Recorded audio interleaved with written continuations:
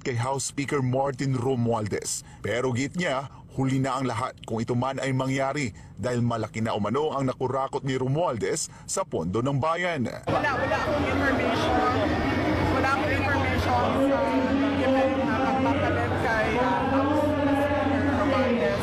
I don't think that is relevant right now dahil the damage has been done. Ang laki na ng pagkakamali at korupsyon na ginawa nila sa budget natin. So palitan naman natin si House Speaker Romualdez. Hindi na natin makabalik yung pera na wala dahil sa korupsyon. Itinanggi ni Executive Secretary Lucas Bersamin ang kumakalat na Palace Memorandum na nagsasabing balak umanong palitan si Romualdez. Samantala, bumuelta si VP Sara sa pahayag ni Attorney Princess Abante, anak ni Representative Benny Abante, na wala raw karapatang bastusin ng Vice Presidente ang kanyang ama. Giit ni VP Sara, si Representative Abante ang unang nanira sa kanya ng walang dahilan. Opo, hindi po ako ang nauna. Una pong sinira ni Abante ang pangalan ko na walang rason. At baka nakakalimutan nila, isa sa mga extension offices ng Office of the Vice President ay nasa syudad ng Maynila. Nandoon sa isang barangay hall nila. Ang kinikater nun ay ang buong syudad ng Maynila. Extension office yun na pad namin o public assistance desk namin sa Office of the Vice President. Matatandaan na sa isang campaign sortie sa Maynila kamakailan, binanatan ni VP Sara si Abante kung saan ipinakita nito ang labas dila na larawan ng mambabatas, simbolo umano ng kawalang respeto.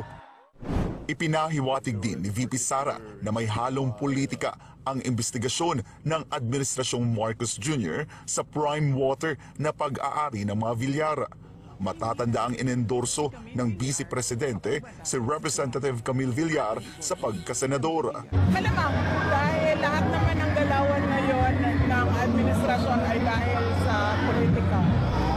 So, wala na akong nakita na gumawa ng administrasyon na ito para sa kapayapaan at kaunlaran ng ating bayan. Kundi lahat ay pag-atake lang sa politika at sa mga tao hindi nila kaya takutin at hindi nila kaya bilhin.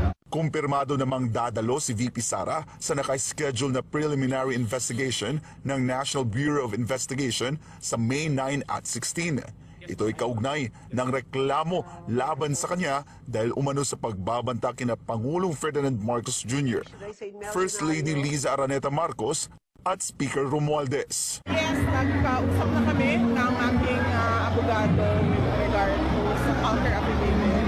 Natapos na lang namin at mag-appear ako dahil kailangan ko mag-appear.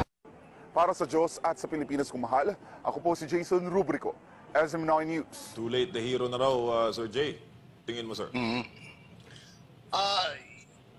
Alam mo, ang kwan unang-una, oras.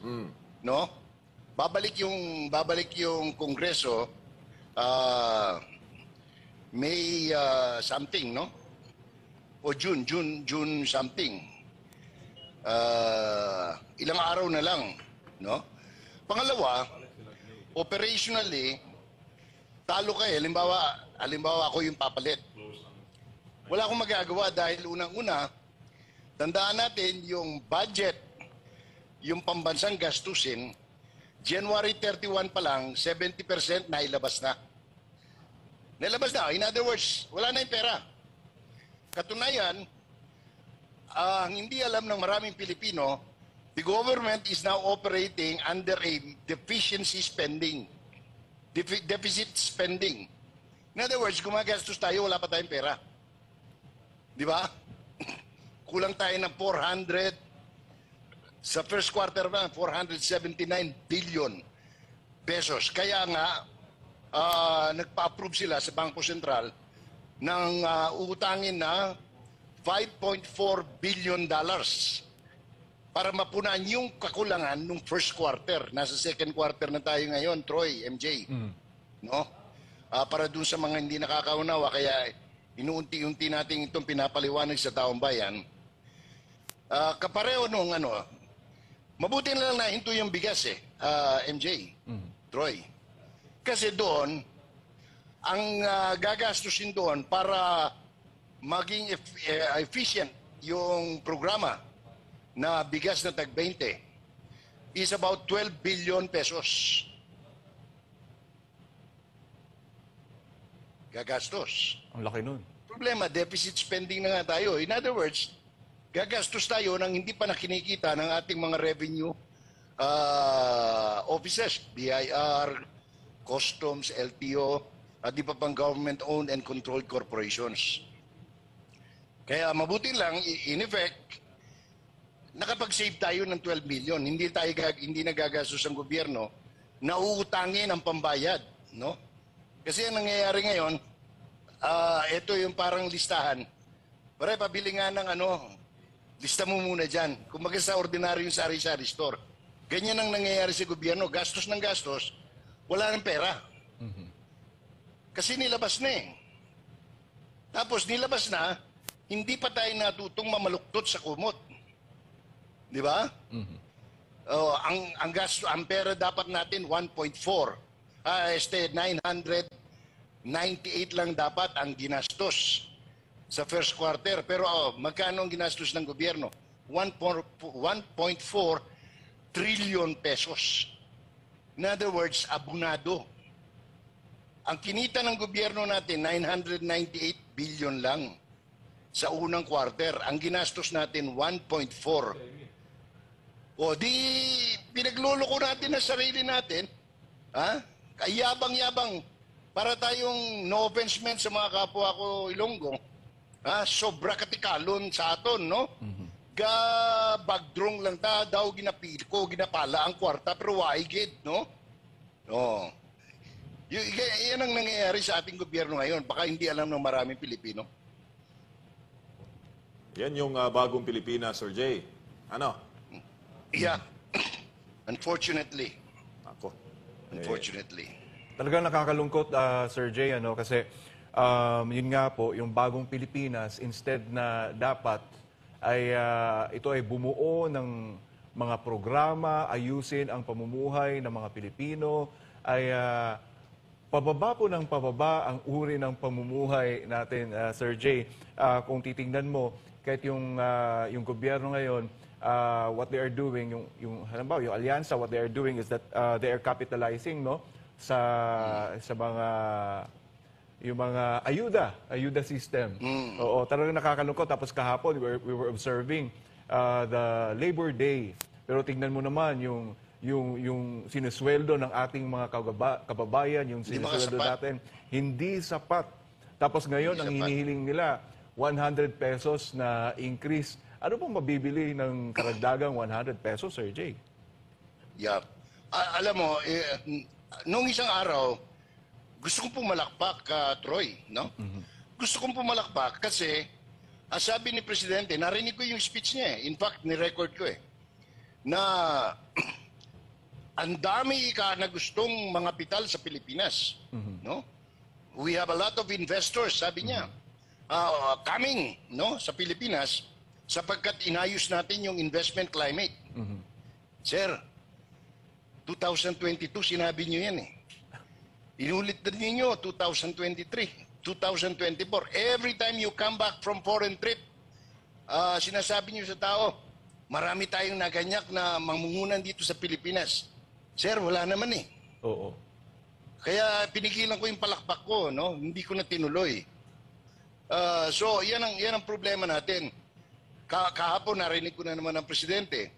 Sabi niya, malapit sa puso ko, sabi niya, yung uring manggagawa. Kaya ang gobyernong ito, ang administrasyong ito ay gagawa ng mga paraan para matutukan yung kalagayan ng mga manggagawa. Ganda pakinggan. Asa na, sir? Asa na piso? Asa na sentimo? Yun ang tanong ng manggagawa eh. Puro kasabihin mo, you are concerned with us, but you are not showing any. Di ba? Kumbaga sa pusoy, pakita mo naman, sir, anong baraha mo? No? Kasi, sasabihin ng tao, naku, wala naman yun. Ayaw natin sanang marinig yan sa mga tao. Pero, it appears na gano'n ang kasi wala, there is nothing tangible in the labor speech of the President. Kung sana sinabi man lang niya na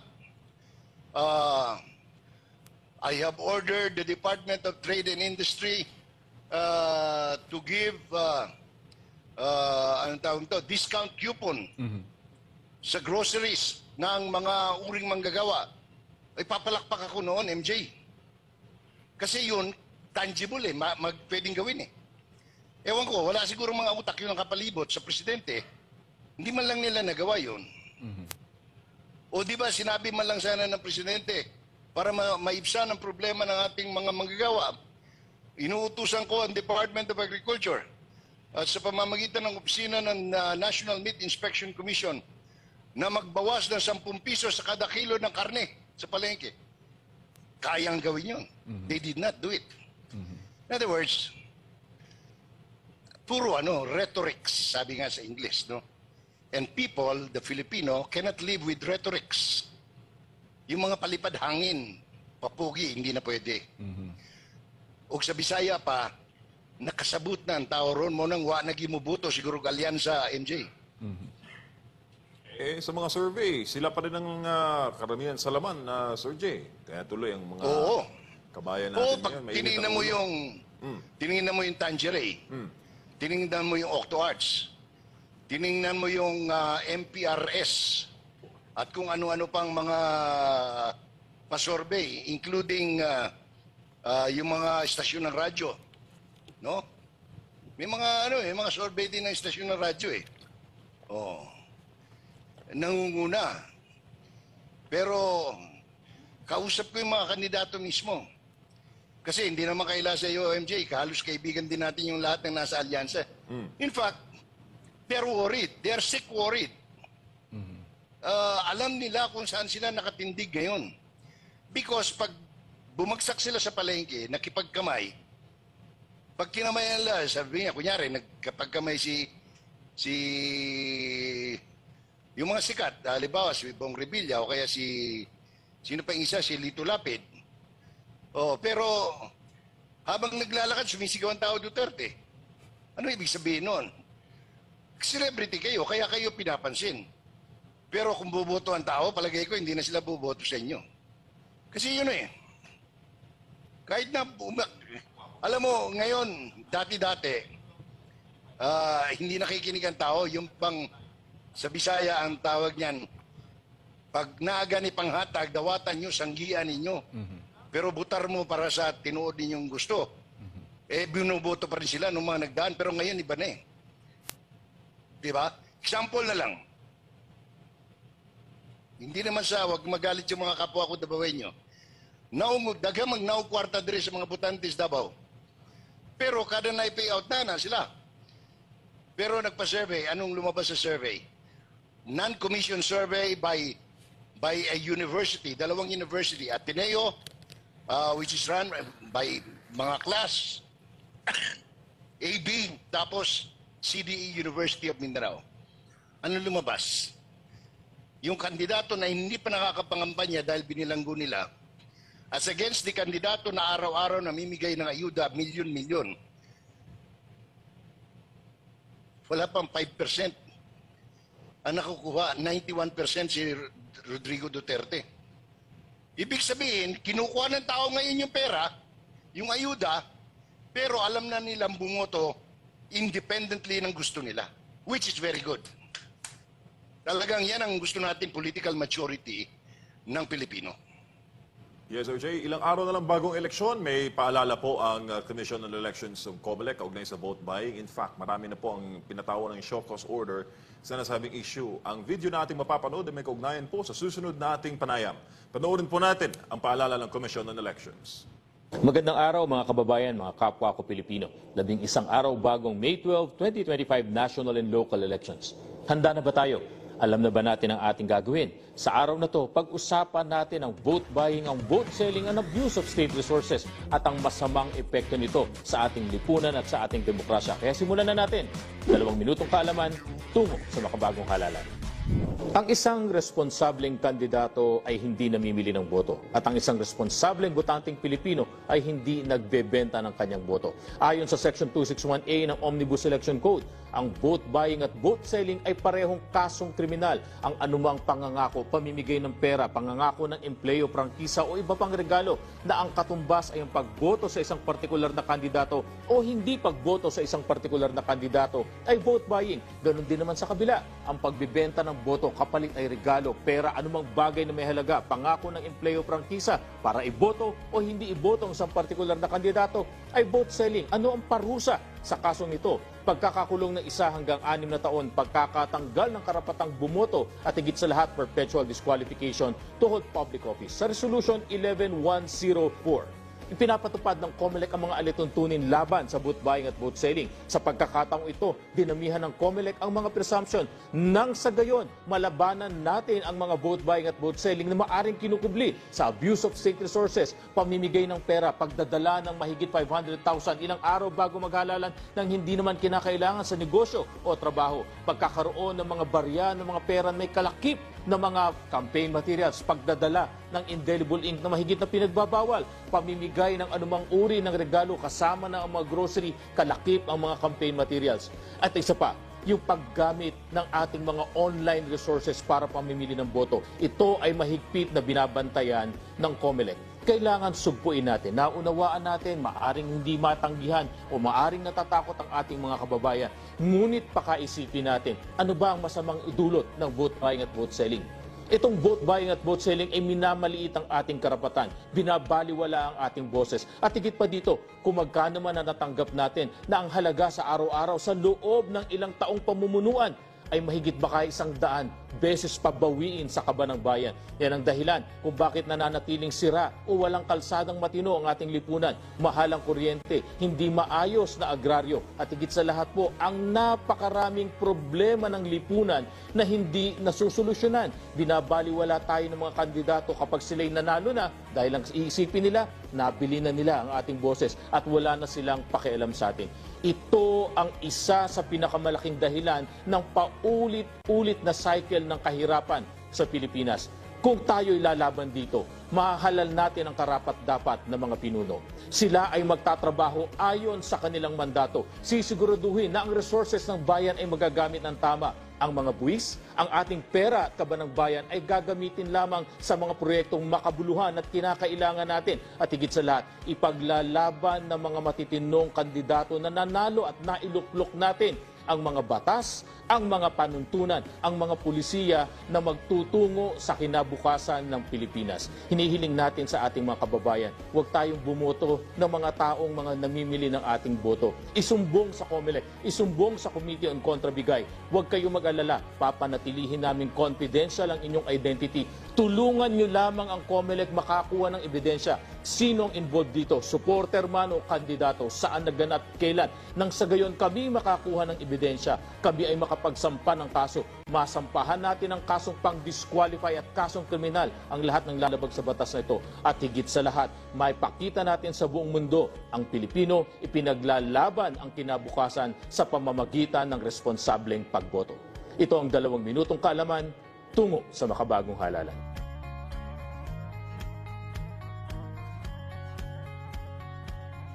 Ang paalala ay ginawa po ng COMELEC kahapon May 1, 2025. At kaugnay niyan, ay mga kasama natin ang UGB Party List, ang kanilang first nominee, si Sir Bongo Tapay. Pag-usapan natin yung ating mga adhikain laban sa vote buying na siyang numero 1 paalala ng Commission on Election. Sir Bong, mayong hapon. Kasama mo ngayon si Troy, si MJ at si Sir J.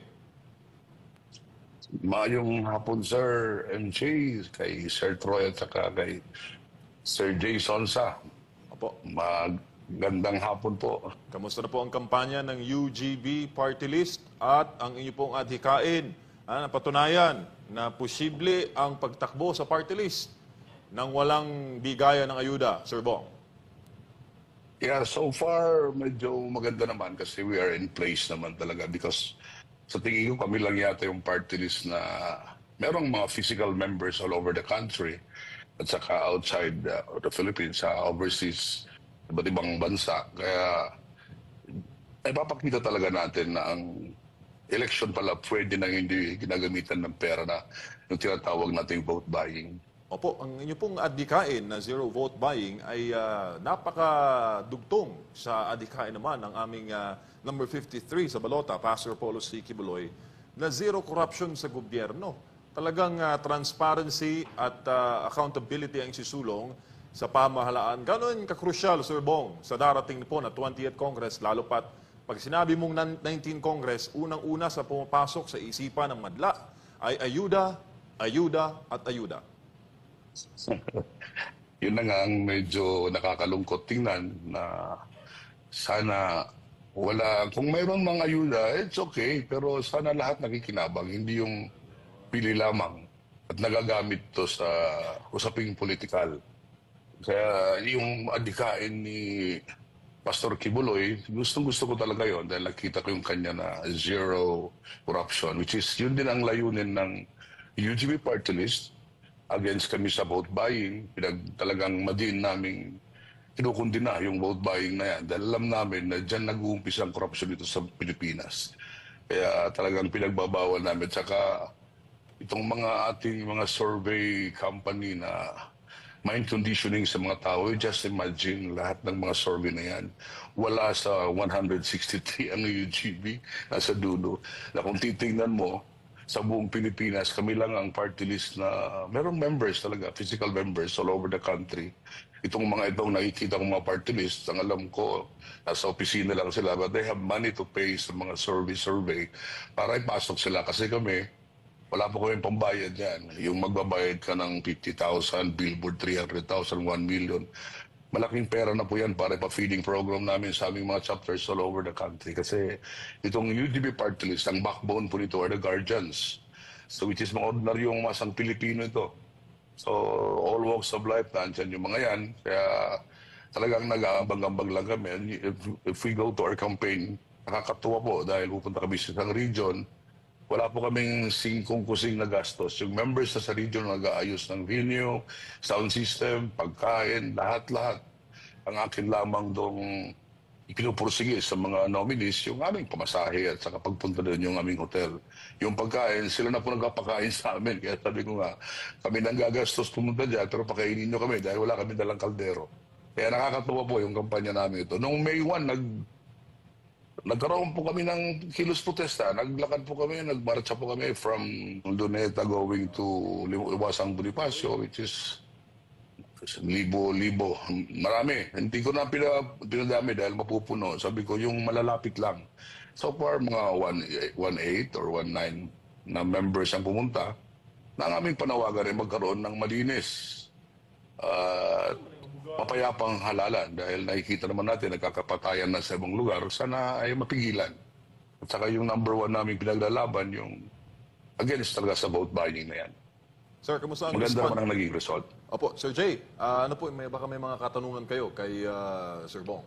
Yeah, pinapakinggan ko ng maganda yung kanilang maganda yung kanilang advocacy at tayo kaysa diyan sapagkat noon pa man as early as 1987 election isa na yan sa sinusulong natin except that hindi tayo naging successful, tinuturo natin yan even in the academies dahil tayo nagtuturo pero ngayon palagay ko ito yung sabi nga may oras talaga na nakatakda para sa lahat and I think ang Pilipinas nahanda na dito sa political maturity na isinusulong ng samahan ng ating panauhin.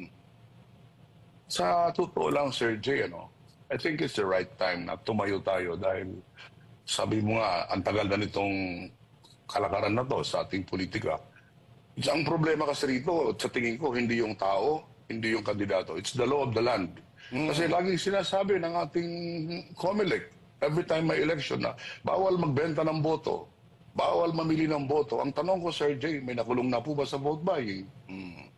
So ibig sabihin, ang problema hindi sa kandidato, hindi sa tao. Ang problema po nandun sa batas ng Pilipinas na dapat yun ang tutukan ng ating mga kongresista. At saka pagpapatupad dito. Correct, sir. Lagyan po natin ng ngipin. Huwag na yung 1 year to 6 years dahil provision lang yan. Gawin natin 6 to 12 years. Di ba? Para paglalagyan talaga. Kaya kung maaalala nyo, isa sa proposal nga, di ba nag-propose si ng death penalty sa corruption si Attorney Vic Rodriguez, Rodriguez, kandidato, yes. no? Yes, sir. Sabi ni Pastor Kibuloy, mataas yung threshold na yan. Kung pwede nga lang kahit 1,000 para wala na talagang maganyak. Kasi totoo naman yun. Can you imagine kung ang threshold natin 1,000? Wala ng korupsyon kasi ultimum yung clerk na tumatanggap at saka yung pulis na tumatanggap ng palima-limandaan. Pag pinasasamay mo yan sa 1 linggo, sobra na 1,000, plunder na yun, wala nang bail. Oo nga, masyadong malambot ang ating batas. Kaya, Masyado.